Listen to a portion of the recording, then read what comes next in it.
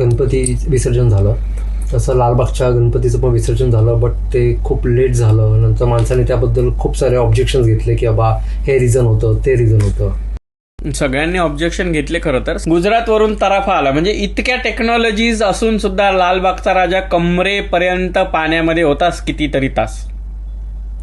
33 तास उलटून गेले होते तरी विसर्जन होत नव्हतं. शेवटी कोळी बांधवांच्या हस्तेच लालबागच्या राजाचं विसर्जन झालं. याच्या मागे रिझन ते आहे की बघा देव किती सत्यशील आहे आणि किती सत्वशील आहे की तो योग्य माणसांना योग्य वेळ जी आहे ती इथे दाखवून देतो.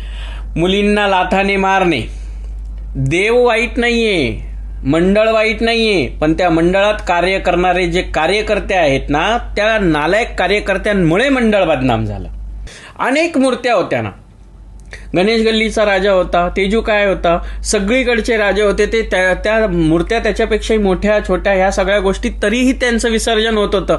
पण लालबागच्या राजाचं विसर्जन होत नव्हतं. मग भरती ओहोटीची कारणं दिली हो, पण त्याच चंद्राचं गर्वहरण करणाऱ्या गणपती बाप्पा विसरू नका तुम्ही. त्या चंद्राचं गर्वहरण अमावस्या पौर्णिमा गणपती बाप्पामुळेच आलं. खरं तर कोळी बांधवांसोबत झालेला अन्याय आणि सामान्य जनतेसोबत घडलेले ह्या वर्षीचे लालबागच्या मंडळामध्ये कार्यकर्त्यांसोबतचे जे सगळे किस्से बघायला मिळाले, त्या सर्व गोष्टींमुळे लालबागच्या राजाने दाखवून दिलं की ॲटिट्यूड दाखवणाऱ्यांची लायकी काय असते आणि ज्यांनी नवसानी बसवलं त्यांची खरी किंमत काय आहे.